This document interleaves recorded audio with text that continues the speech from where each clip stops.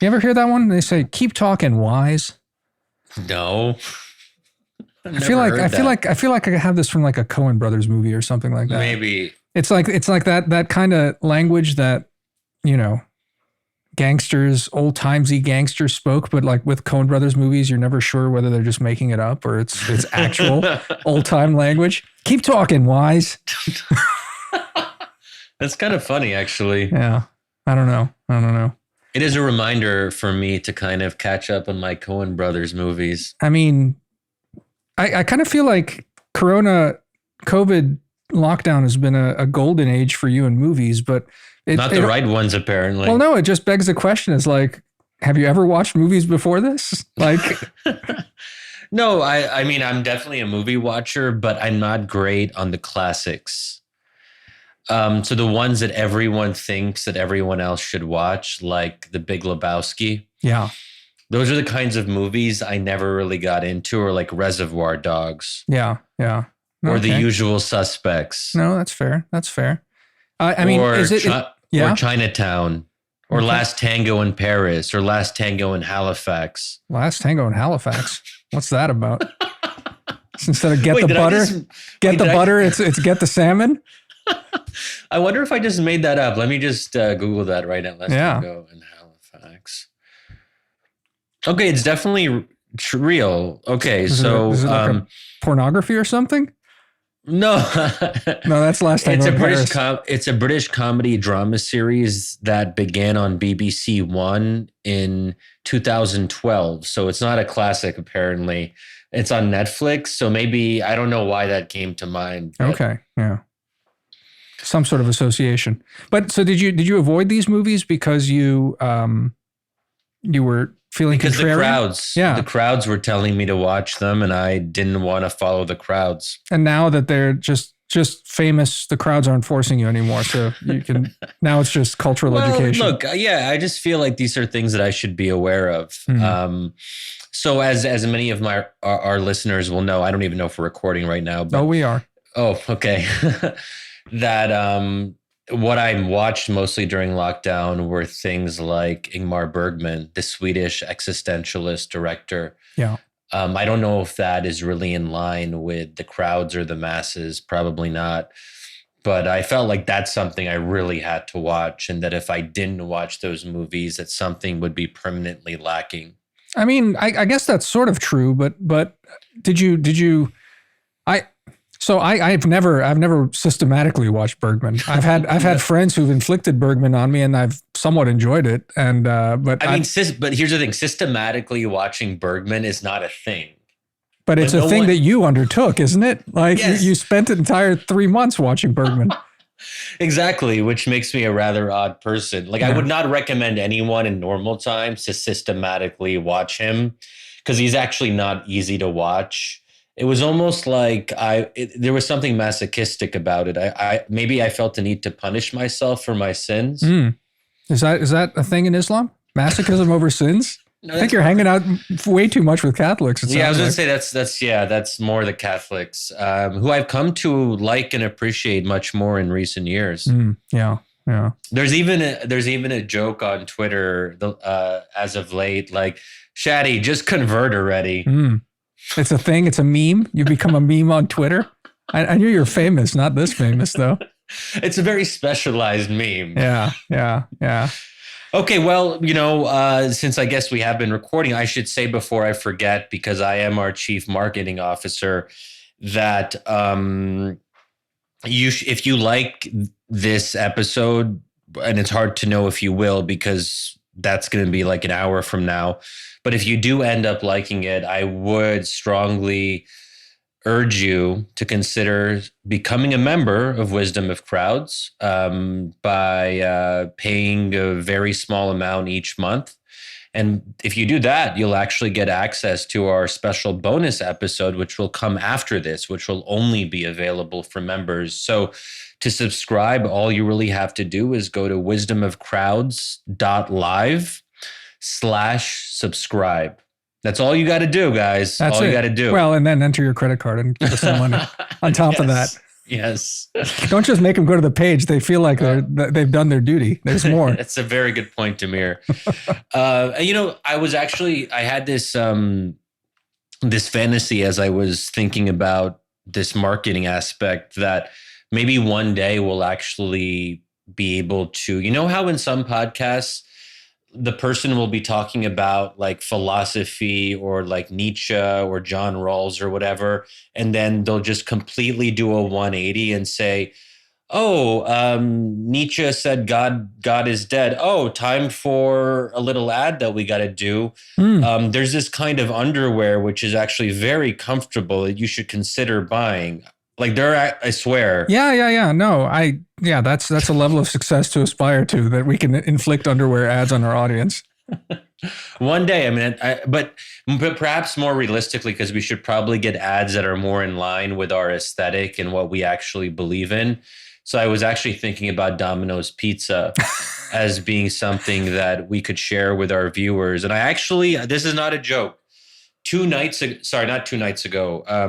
3 nights ago, I had Domino's Pizza for the first time in maybe 2 months. And there was something so therapeutic about it. It was a Sunday night. I just wanted to just enjoy myself before the week started and things got intense again.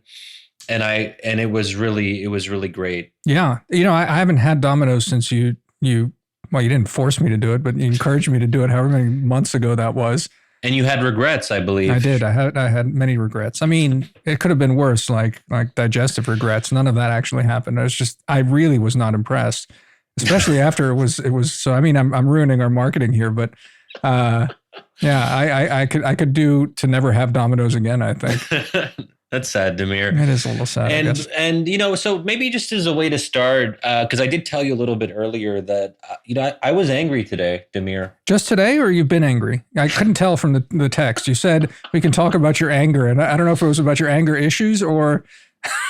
Well, it's a good question. I've really been trying to be careful about spending time on Twitter the last few days, and today I sort of returned a little bit and engaged and saw what people were saying and spent, quite frankly, too much time on Twitter. Yeah. And I think there was something very refreshing that as people were losing their minds starting on Friday, and I assume this will come out tomorrow, which will be Thursday. So, about 6 days ago, that Trump had just gotten COVID. And people lost their minds. Yeah. And I saw signs of it. And on our group chat, people were sharing the craziest things that people were saying. And it was a reminder that, like, one thing I really am angry about vis-a-vis Trump specifically, and why we have to get rid of him and why he has to lose, is because he really brings out the worst in his opponents. And now there's a question of whether to blame Trump for that or to blame his opponents for taking the bait and falling into his trap.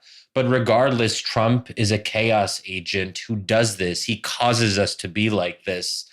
But it's also sad, I think, that we have some of the best and the brightest of our generation. And I use that term somewhat ironically, but also in some sense seriously, because we do have otherwise brilliant political analysts, historians who should know better, journalists who should know better. But you see them obsessing over every twist and turn in the Trump COVID story. And I'm like, is this really the way you want to spend your life? Is this what is, we'll look back, I think, maybe not months from now, but probably years from now. And if anyone will be so inclined to look at the tweets that people were doing during the Trump having COVID era, which I hope will be a short one because we don't wish harm upon our president and we want him to lose fair and square at an election so people can say, well, he got over COVID, he was able to fight the rest of the campaign and be energetic, and he lost fair and square, and we're done with that.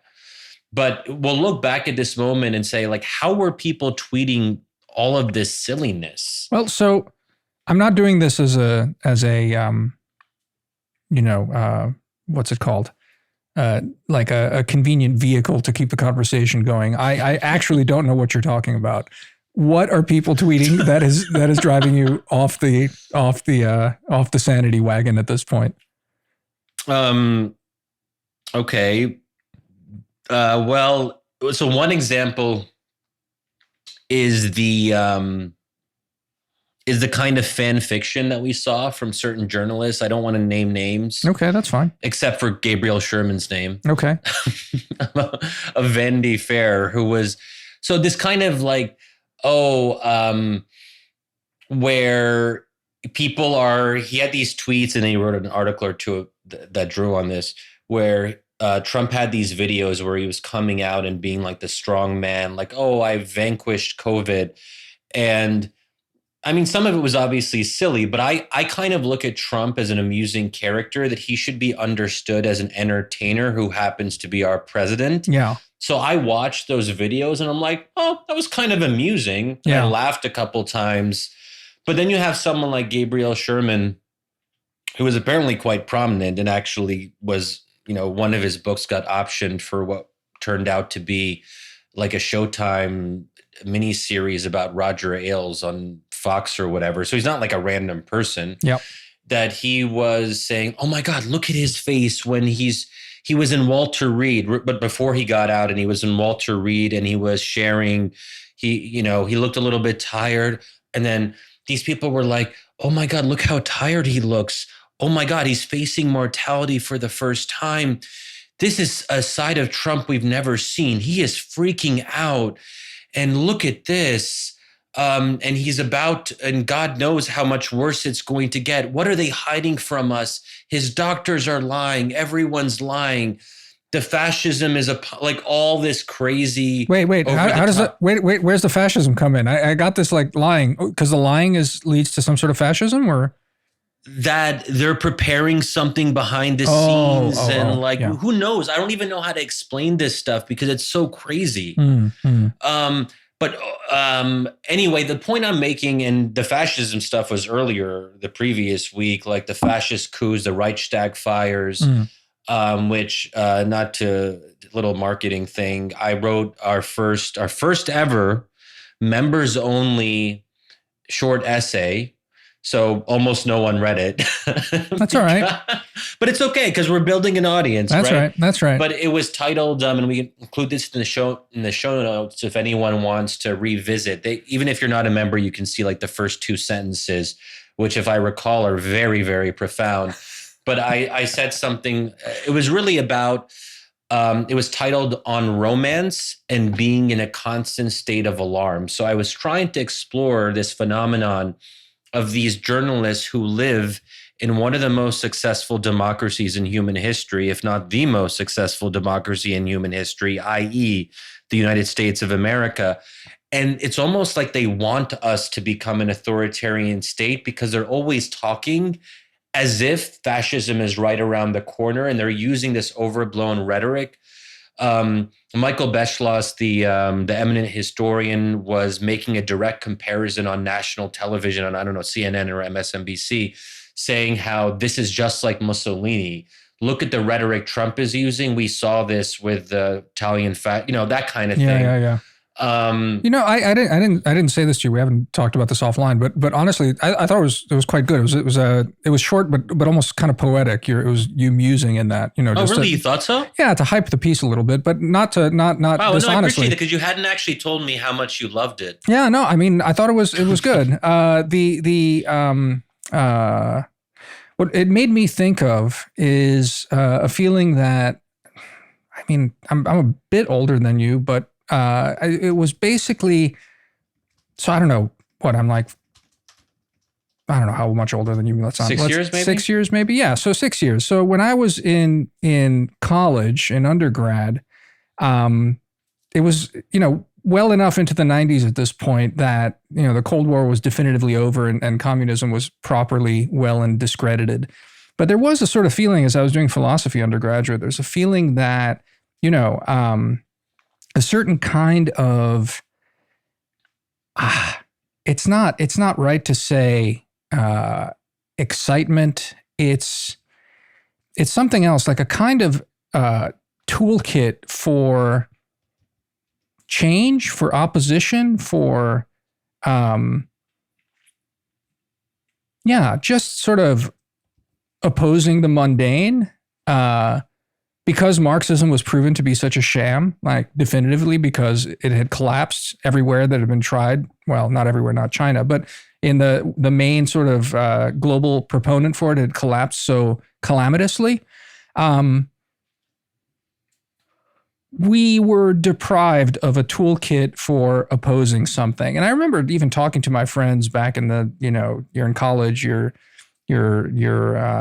perhaps less intellectually responsible. And there was something about the fact that you're reading these histories of, even people in the 60s and there's a romance. I think it's the right way that you put it in your essay. There's a romance to sort of sitting at the edge of an abyss and staring in and feeling like it's all teetering, and if you're even more romantically inclined, fighting it, fighting the good fight. Yes, people want to feel like they're teetering on the edge of the abyss, and they want to face the abyss because they want to give their lives more meaning. Right. Because living in a democracy, especially if you're a member of the educated elite and you're like a New York Times journalist or an eminent historian, your life lacks the kind of romance that presumably you'd experience in other contexts. Like, most Americans have not lived through a revolution. And even if you have been in a revolution like myself, it's not quite the same thing, because I've always been an American citizen and I could always leave, and there was usually not any direct threat against me in particular. So I think for a lot of us as Americans, we, every human being has a desire for romance. And by this, I mean romance in the political sense. And it's hard to actually get it. So that's why when Trump was elected, or actually, everyone was talking about the resistance with a capital R, which we don't realize quite how offensive that is, to essentially compare yourself to the French resistance in World War II or during the Holocaust. It's absurd to even draw those parallels.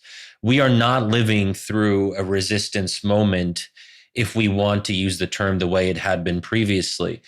And I'll just maybe, just to give you guys a little bit of a taste who are listening, one thing I also liked, that I thought this was, I like this, but I don't know what people really thought about it, but I also wanted to make a direct comparison between romance and political romance, i.e. falling in love, and what we associate with falling in love, which is also, to be a little bit crass, sex.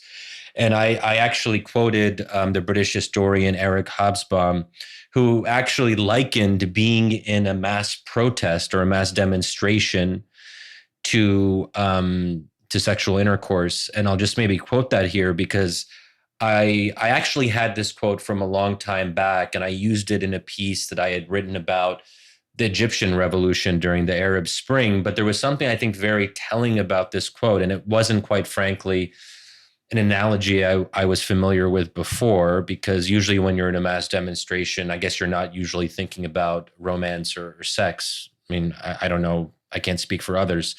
Not your experience. But okay, so maybe this will just kind of whet your appetites, but even if it doesn't, at least you'll just know a little bit about what I was trying to convey in that piece. Okay. Voting, unless it's perhaps for the first time, This is a problem when you quote your own articles. Yeah. You're very fond of this. You do this almost like every third episode. You love quoting yourself. Even if it's you quoting someone else, you're quoting yourself. But anyway, go on. Oh my God. Okay, so here's what I did. I was quoting the political theorist. This is exactly what you said I would do. I would quote someone else first. Yeah. But the political theorist David Runciman, whose work I think is really quite good, he's talking about a certain kind of person, and he calls these people romantics. Mm-hmm. They want romance in their lives, right? So what do the romantics want?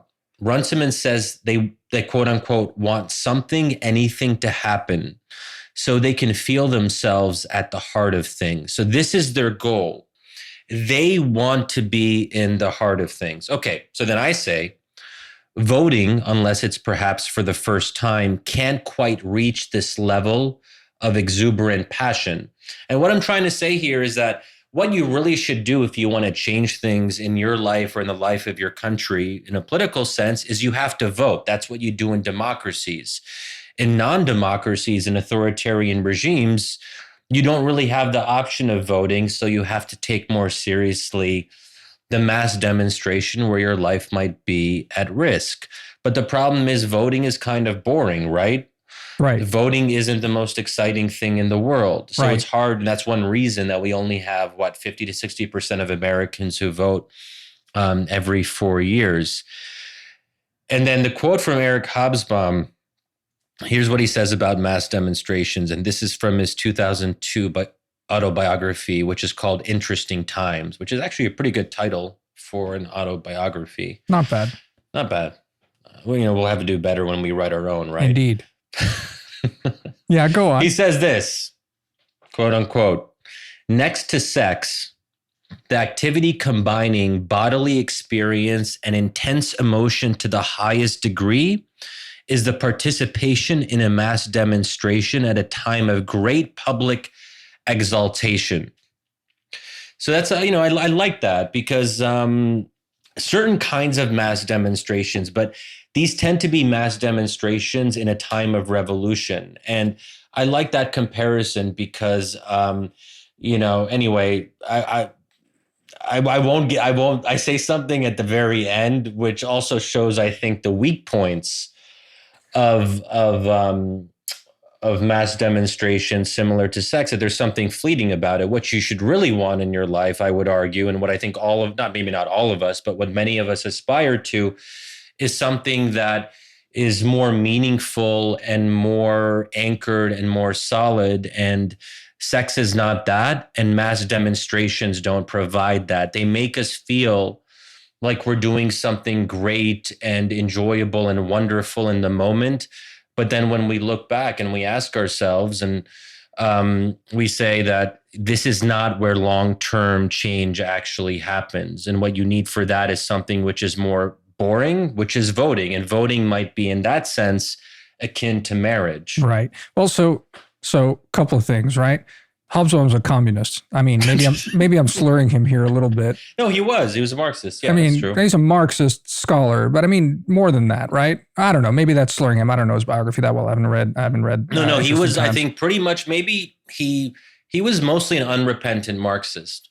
Yeah, and so I was musing a little bit about my, college era romanticism of my own, and sort of.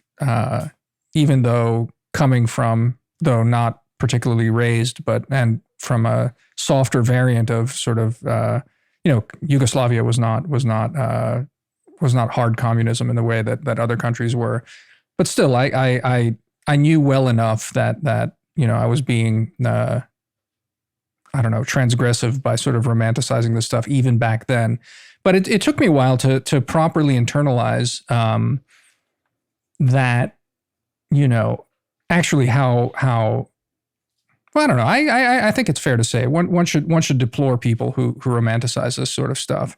Like, John Reed, who went into the Soviet Union and he's buried in the walls of the Kremlin now. And that sort of useful idiocy sort of stuff. And I think your parallels to romantic love and sex and the rest of this is, I think it's actually kind of spot on, because what you're really talking about is, I mean, people make really dumb decisions when they're besotted, and they often make fools of themselves. And so it's funny when you really think about it. I think Fiona Hill had a piece this morning in the New York Times talking about what the Russians did and didn't do, and the extent to which we have empowered them by inflating their capacities and quote unquote electing Donald Trump in 2016, and how silly it is, how basically we've done this to ourselves. It's basically, in a way, the romantics in opposing Trump are useful idiots. They're not useful idiots in the same way that that communist sympathizers at the height of the Cold War were, because they haven't given a gift of that sort, that kind of propaganda gift, that level of propaganda gift of legitimizing a completely different and opposing ideology, as people like John Reed did. But nevertheless, they have, I think, given quite a gift to Putin and his cronies. I mean, Fiona, in her piece, gestures at this in the sense that it became then a thing that, even before his own people, the sort of idea that this mastermind regime of Putin's was able to install or tip the election. It's both not true and a gift to like build up these jackasses into something bigger than they are. So yeah, I mean, just like people lose their heads over sex and romance and act the fools.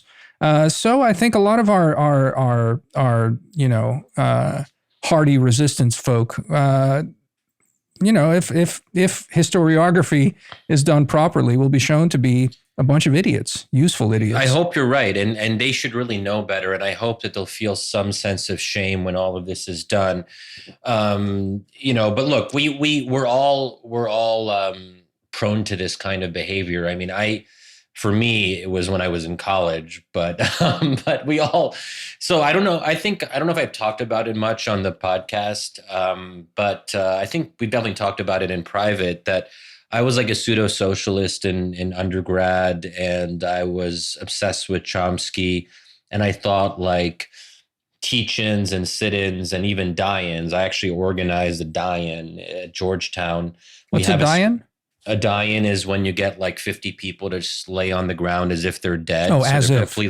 No, it's not like a group suicide or something. And then you chickened out after like 10 of your colleagues off themselves. Yes, exactly. Okay. So you're kind of stationary, and then like people, it's an incredible image. And for those of you who have actually been to Georgetown University on the campus, there's a main square that's actually called Red Square, oddly enough. As if maybe some kind of communist reference. I don't actually remember why it's called that.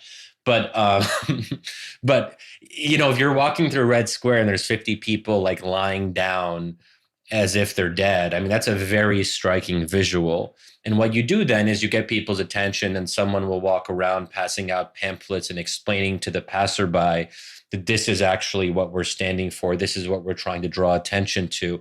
In this case, it was about the Iraq War in 2003. And it was those, yeah. Yeah. Did you ever encounter any of the work of the sort of the renegade philosophical, like, I guess they were part of the 68 movement very broadly, but they were sort of fringy, the situationists?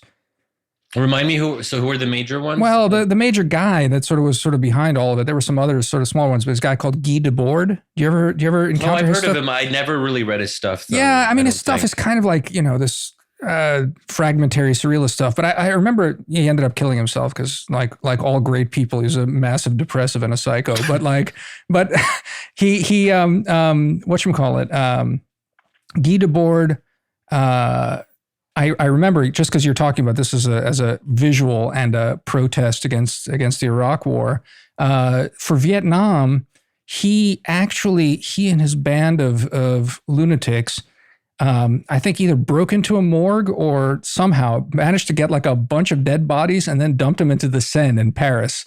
And that was their protest against the Vietnam War. Never mind a bunch of freaking college students lying down on a square and then being photographed. That's actually rather clever. Yeah, I mean that's an image for you. Dead bodies floating down the river, and it's all on the back of an actual robbery where they. That's protest. I mean, it sounds like it's illegal, but certainly creative. Yeah, for sure. Well, I mean, again, Anyway. Yes. But look, I remember here, just to give people a little bit more of a visual, like what we would also do in Red Square, I think it was from the moment that the Iraq War started, we had a continuous 24-hour presence in the square, and we had tents, and we always had at least a few people sleeping. So until the war ended, the idea was the invasion someone would always be there 24 hours a day. So we would take turns sleeping in the tents, and then we would kind of hang out there, and some kind of like socialist person would like play guitar and we would sing songs. And I remember, even though I mean, you two are kind of corporate, but one of the songs we would sing was One by U2. We're one, but we're not the same. We have to carry each other. That just like my little rendition. I mean, it's a famous song. It's a beautiful song. And it's actually one of those songs that people sometimes play at their weddings, and it's completely inappropriate because it's not actually a song about two people coming together. It's a song about two people coming apart. So tell me. You're like, what the? No, it's fine. But tell me something. I feel like even at the height of my college period, I was not that idealistic, basically. I mean, there was always a sort of a hard level of skepticism running through all of it, you know? So I would never have at any point have identified as a proper leftist. You know, certain kind of nihilist / anarchist temptations playing in punk rock bands and things like that always sort of set me up as a comfortable critic, but not ever as a positive activist. So talk to me about your change, because in a lot of ways I've always comfortably worn this kind of perpetual outsiderness of not feeling like I'm on any team. So I don't know, like, where's your transformation on this? Like, where did you abandon singing U2 songs on squares? So the Iraq War, it's all around that time. So we spent hours upon hours. We were so devoted to stopping the war, which sounds silly to think that we, as some college students and in coordination with other campuses and trying to build a national movement, we thought that we could be part of this broader effort to stop the war. And we organized die-ins, teach-ins, we had the tent-in, so all these different activities that we were doing. And then, if you recall, in February, February 2003, so before the Iraq War actually started, which I think started in March, there was a coordinated show of protests throughout the world where I think it must have been something like 10 million or more people in cities across the globe came out to kind of state their opposition and to speak out against the Bush administration's plans and all this. And we thought we had, like, the cliches abound, people power. And we thought that if you had enough people who spoke out, that we could actually change the course of history or whatever. And then the war actually happened. And then I think that towards later in 2003, I started to think to myself, we put all this time into trying to stop this and we couldn't. And then why couldn't we stop it? And then you look at the Bush administration's efforts and you see a small group of ideologically committed individuals who knew each other in grad school, like Paul Wolfowitz and the neocons and all, these various people. And obviously Cheney and Donald Rumsfeld are part of the story, but they weren't the true believers. But there were true believers who really thought that if they could just capture the apparatus of foreign policy, they could finally realize this obsession with getting rid of Saddam Hussein and so on.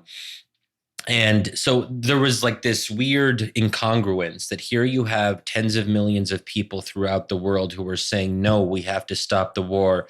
And then you had this very small group of ideologues who said, we want a war. And then for me, that was a very instructive lesson that it wasn't about millions of people. It wasn't necessarily about mass movements. Sometimes you needed to be part of the system from within and to have ideas, that ideas actually mattered and that ideas could change the world. And in this case, they happened to be bad ideas regarding Saddam Hussein, the Iraq War, there were some ideas the neocons had that I became more sympathetic to over time, which is a different story around democracy promotion and things like that. But I think I realized I didn't want to spend the rest of my life on the outside looking in. I didn't want to be that person who was in his 30s or 40s with a makeshift sign in like colored marker that says stop the war, when the people who could really make those decisions were in the White House or in Congress, and they were the ones who could decide and then ignore the masses who were protesting. I never wanted to feel powerless again. And then I decided then to kind of shift my approach. What's interesting about it is, I mean, you sort of went there yourself, but I would just two quibbles with the narrative is that, yes, there was maybe sort of an idée fixe about Saddam Hussein, but there's a deeper ideology that motivated that, and it's a broader worldview ultimately, which I think you've come more than to terms with in a lot of ways. And so, I think say a bit more of that. What do you? Well, no, I mean, just to even back up a little bit more, you said that they all knew each other in grad school. Is that actually true? Like, basically, I did. I mean, I think it has more to do with just sort of DC networking than anything else. It's not like, I'm not sure where Paul Wolfowitz went to school. I don't think, but it was part of like the Straussian, like Chicago scene. Certainly, some of them knew each other from that. Yeah, but even that's one of those things. I've since the Iraq War, quite frankly, I've been both sort of fascinated by the whole weird conspiracy theory that like Straussians somehow that explains something, and so as a result, I've not devoted a lot of mental energy to try and sort of get into Strauss and understand what's there. But insofar as like over time and via osmosis and in general working at the American Interest and just sort of talking to people, you get a sense of what Strauss is about. It seems like, the whole Strauss thing is more an excuse for people to socialize in DC and, maybe, their uncle or something took a class from Strauss or like bumped into him at Chicago or something like that. But it's as an ideology, it actually tells you not that much. And it was one of those things that was like really weirdly overstated. It's more like the entire neocon crew, however you want to define that. I think they just sort of knew each other in DC, and they're not that different, in fact, from, and there's a broad continuity from the broader sort of like democracy community. So that's all I mean, ultimately. And so it's interesting that you frame this in terms of power and powerlessness and understanding how things happen in the world. And yet, I think it's fair to say that you're pretty neoconish, no? Whoa, Damir. Whoa. Go on. I can't believe you said that. No, come on. I'm just trolling you. Yeah, I know. No, but but on a more serious note, people attack me for being a neocon a lot, and it used to bother me, and I always try to explain carefully and clinically that there are important differences here. And one of them is I don't believe in democracy promotion through the use of force. And my opposition to the Iraq War is one of the defining moments in my life. And I feel like it is in some ways the original sin that led to many other original sins. And I think that I felt that way for a reason at the time. And I think I was right at the time, and as we've known more and more as time has passed. But did I become more sympathetic, and even more than sympathetic, to the idea that U.S. power could be used for good? And by here, I don't mean military power. I mean economic influence, the leverage that we have with our allies, did I come to believe that we should proactively and aggressively support democracy abroad? Yes. And that's no secret. I would never apologize for that. And that's actually one of the few consistent themes that animates what I do and why I do it. I mean, we can talk about like the woke stuff and all that the other stuff that we do care about, but what do I care about the most? I care about a mission that we have abroad. I just don't want it to be coercive. I don't want it to be through force. I don't want it to be about promoting liberal ideology. I want to promote procedural democracy abroad and to allow Arabs and Muslims and hopefully others, but I guess it's mostly Arabs and Muslims who need this because it's the most undemocratic part of the world, to make their own decisions and choices and to have self-determination. So that's always, I can't imagine a situation where 10 or 20 or 30 years down the road, I'll ever move away from that fundamental commitment. If that sounds like neoconservatism to some people, so be it. But really for me, what it means is I think that other people's cultures and nations should have the chance to experience the right to make their own decisions and the right to make stupid decisions, which is something I'm very passionate about, that people should be able to vote for terrible presidents like Donald Trump, and that we should respect that. And that colors everything I do and say. So,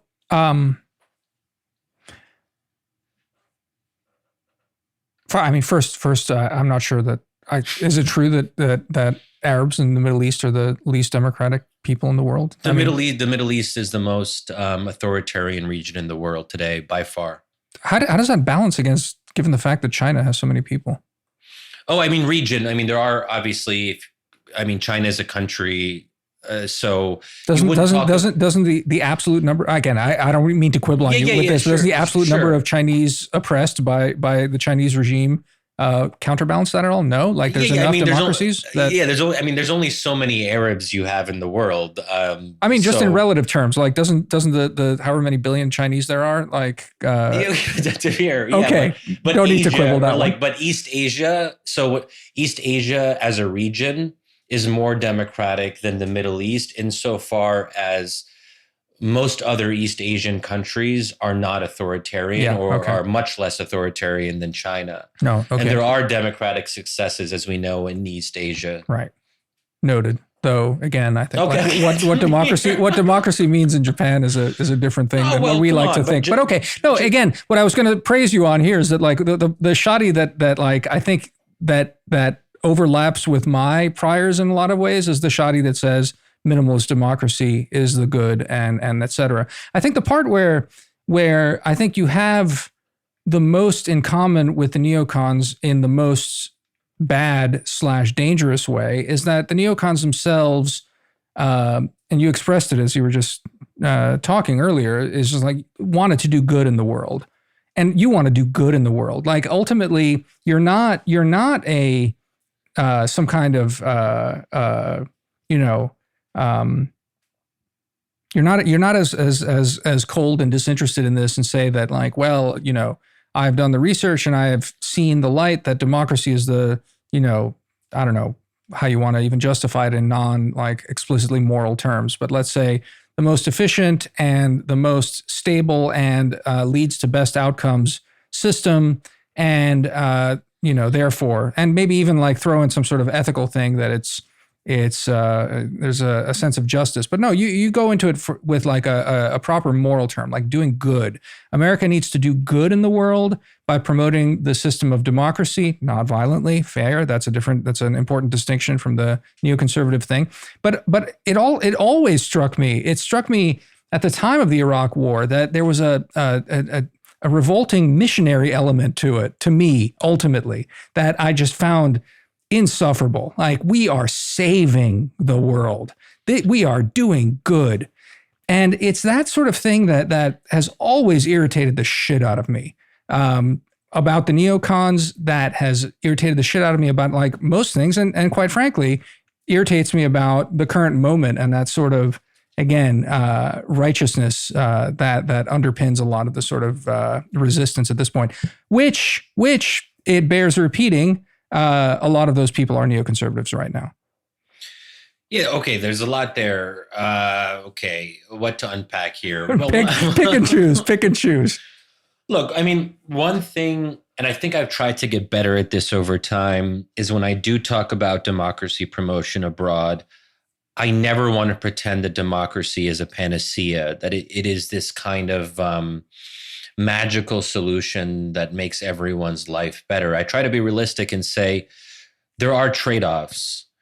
You know, for one, Islamist parties will probably come to power in various Muslim majority states. It will undermine certain short-term American national security interests, so on and so forth. But I do believe that on balance, it is better for the world in a practical sense, because, and one of the reasons is actually not very idealistic. And I do try to emphasize this, is that democracy is the best way to regulate and manage conflict.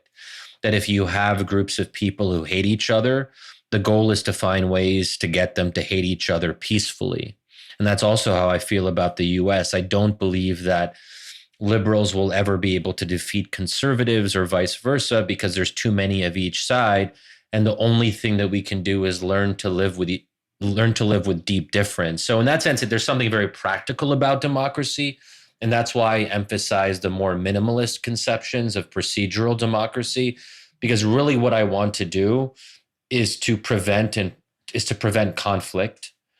And the best way to prevent conflict is through respecting democratic outcomes and not expecting a whole lot more than that. But there is also this moral aspect, this ethical aspect, which is about, which does have to do with some of my religious commitments, that I think the great monotheisms, they all say that every individual has a fundamental human worth. There is something called human dignity, and that no government, and certainly no repressive government, should aspire to take that away from any individual. And that every individual should be able to realize their full potential to the extent possible, which means that the government shouldn't be keeping them down. And I don't mean that in the libertarian sense, because I don't really have a problem with state intervention in the economy and redistribution. I'm actually quite supportive of some of that. So is that an ethical component? Is that a moral component? Yeah. And I guess I would say that this is, I think, where we do part ways. And I think we'll have to save this for another episode. I really did want to talk to you about your wonderful new essay for Wisdom of Crowds, which just came out just the other day. We stick it behind the paywall, Shadi. Well, no, it's not. No, it's our not. Discussion of the essay. Oh, like no, the essay can be free. God, no. Oh, no, wait, no, man. We're going to have to save it in time, because I think it's actually, I wanted to do like a proper interview of Damir where I just went paragraph by paragraph, because I think I was getting close to figuring out where we part ways, but I need to hear more from you to figure out where the point of divergence is. I'm good. We can do that. I'm down. Wait, where was I going with all that? We were talking about moralism and maybe how you are not a neocon, because I was saying that the ultimate, because again, let me just reiterate and restate it maybe in a way that'll prompt you to get to address what I'm getting at. I think that the real problem with the Iraq War, well, not with the Iraq War, with the motivations for the Iraq War, was that they were so messianic, so convinced of their own correctness in a way. That to me really points to like the real blind spot of these people. Not that they misjudge this or the other, like they misjudge the situation on the ground. It's that they were blinded to it because they were so sure that they were doing good. And that to me, it's that lack of humility and that lack of skepticism that is most dangerous in people. And that's where a lot of my sort of orneriness comes from for a lot of this stuff. And this is where I think we very much, I think, agree on the point about humility. And this is where there's a tension in my own thinking. And actually, one of my evangelical friends, Matthew Kamink, whose work I love, but maybe that's for another time. I remember I told him about the book project I'm working on now that is attempting to revive democracy promotion, but in a kind of interesting, counterintuitive way. Yeah. And he said, Shadi, there's this side of you that I see when you talk about supporting democracy abroad, and it seems to be very much in tension with your more recent work about diversity and pluralism in the US, which is really about epistemological humility, Yeah. about being very careful about absolutes. So he's challenged me, like, how do you kind of square the circle on this? And I won't be able to offer an answer right now, but it's interesting that actually one of the great books, which I confess I haven't read, but I've just heard it's really good, about the neoconservatives is called They Knew They Were Right. Is that Halbrand's book, or is that? Yeah, it's Halbrand's book. Yeah, let's have Jacob on at some point. I think he'd be a really interesting person to talk about this. Yeah, I guess I'd have to read the book though. Well, we should both read it. I haven't read it, but like I know Jacob a little bit, so I mean we could at least chat. Yeah, and I love the title of that because it does get to what I think you're right to point out is the real danger here is when people believe they are right. But you could also apply this to the best and the brightest of the Obama administration. And obviously the best and the brightest is a reference to David Halberstam's book about the whiz kids who were architects of the Vietnam War. So that's why when we say the best and the brightest, sometimes people forget that it's meant to be ironic. But the Obama administration, the very smart people who were involved, were in many ways the best and the brightest of their generation. But we saw the pitfalls of those. And there was a kind of intellectual arrogance from the Obama people, which always bothered me. And certainly from Obama himself, he had a lot of trouble engaging in self-criticism. And he's really almost apologized for nothing. So someone, which is interesting because now we sort of idealize Obama as this wonderful human being. And I don't doubt he was a moral man, certainly in terms of his family life and all that stuff. But he was not a humble man. No, not at all. But, the funny thing on that for me, is that I think... Whereas I think a lot of the people around Obama, especially like the lickspittles like Ben Rhodes, who are not really worth grappling with because they're not. I think Obama, in fact, I want to say he has nothing to apologize for. That's not quite right because he made mistakes and fine. Maybe he hasn't sort of come to terms with them. But I do think that there's an instinct to Obama, which I've argued before is actually quite consonant with Trump. And it goes to the core of where, however sort of snarky I might get about democracy, I think there is something very clear here that two politicians that couldn't be more different are, I think, reacting to a certain kind of demand from the voters' side about a certain kind of foreign policy. So, and you and I have actually talked about this in previous episodes. I think the Obama's sin in Libya was listening to his cabinet ultimately and actually going in at all.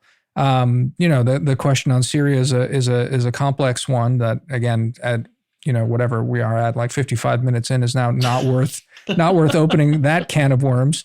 But ultimately, I see both Obama and Trump as enacting a certain kind of correction to a certain kind of exuberance that existed before. Whether there's something to apologize there for, I can understand why one can say that Obama is full of himself and arrogant, but still, I don't know. I think it's overstating the fact that there's a huge sort of like apology agenda there that just needs to be fulfilled. Well, look, I think that part of the problem with Obama is that he saw himself as a vessel for history. Mm-hmm. And even the way he would use, which I guess he was a repurposing of Martin Luther King's quote about the arc of history bending towards justice. The fact that Obama was so enamored by that quote specifically. That was, first of all, anyone who says the arc of history bends towards justice, I mean, that's a red flag unless you're Martin Luther King Jr., because it does suggest this idea that and the way sometimes people talk about history, it's almost as if they're talking about like divine providence, that there is this moral force in the universe. And I think actually Roz Douthat had a good piece about this in the New York Times the other day, where he talked about that secular people, when they talk about 2020, it's like 2020 is the author. 2020, what more will the script writers do in this crazy year? And what they are basically talking about is God in a secular, almost atheistic way. And certainly many of them don't believe. But it's interesting that we use what is effectively theological language, that there is a great author, and it's not just humans who are agents of their own destiny, that there's something beyond us. And I think you even made a comment on Twitter somewhat to this effect when you were talking about Europeans. I can't recall it. Do you remember that? I do. I mean, and then people jumped on me to say it was a mistranslation, but there was some, because I don't speak German. So there was some clip of some TV announcer saying basically that a vengeful nature has taken her revenge on Trump, basically with COVID. Yeah, that was it. Yeah, and again, I don't know, maybe it was a mistranslation, and it was a guy, it was a German doing the mistranslation from Bild, and so whatever, maybe he hates the sort of righteous eco left or whatever there. So but people use this language all the time. I mean, karma, even the fact Trump was inviting COVID because of karma or whatever. Nonsense, obviously, yeah. Wait, what? Nonsense, obviously, yeah. What do you mean? Sorry, wait, what do you mean it's nonsense? It's nonsense. I mean, it's clearly this sort of weird displaced religious impulse among secularists who Yeah. So it's amazing. Here's a people who have turned their back on religion, who pretend to be the most rational people ever. Yeah. But it also says something more deeply about the American psyche, that, even when we give up on religion, we still indulge in Christian assumptions and Christian precepts. So, and we don't even realize it, really. Maybe this is a good place to end it, since we're coming up on an hour. But one of the things, and we can pick this up, because I know you have a lot of problems with Obama, and I find myself in the center right more or less with a lot of my instincts, but I had far fewer problems even when I was at the magazine, just like talking to my more conservative friends. I never had the problem with Obama that a lot of people did, and it's maybe because I've projected onto him a certain kind of Machiavellian cynicism that is not earned by him. I think he perhaps at times was enamored of his own skill, his own rhetorical skill, and I think maybe that sometimes got the better of him. But I think when you take a step back, and this is why I think the parallels between Obama and Trump are more productive rather than not. I think Obama saw himself as like, okay, the whole post-Cold War drift, the whole idea that we're going to remake the world is bullshit. We're not. It's been a disaster. Obama came of age and came of political prominence in opposition to the Iraq War. I think it was a nasty compromise.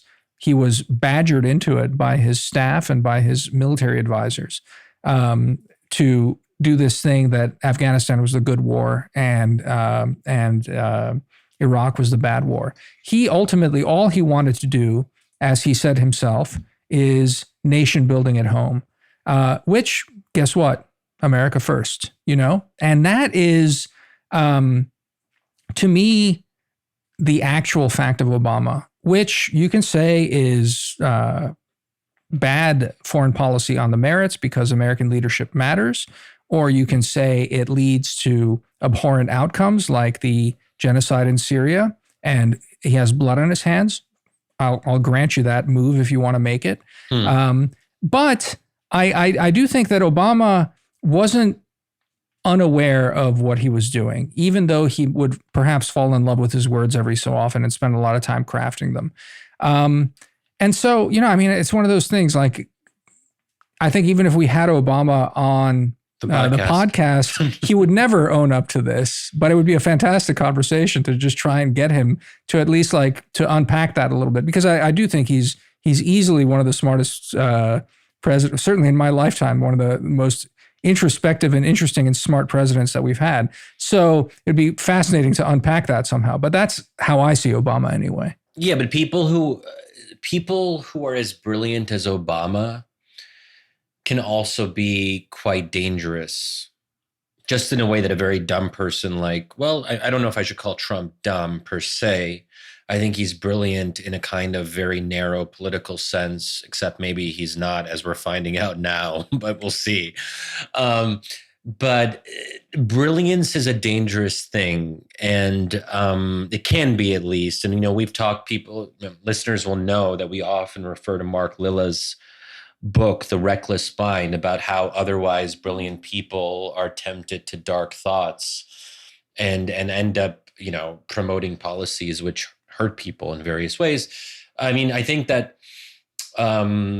Obama could explain, if he sat with us, why he did what he did, and it would sound very impressive.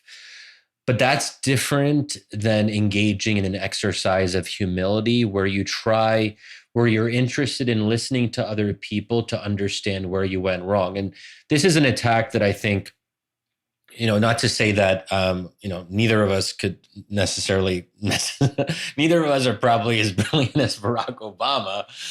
But I think one thing that we're a little bit better on is that we listen to each other. I don't know if we always listen to other people the way that we should, and perhaps we can definitely be better at that, especially if we're especially annoying people.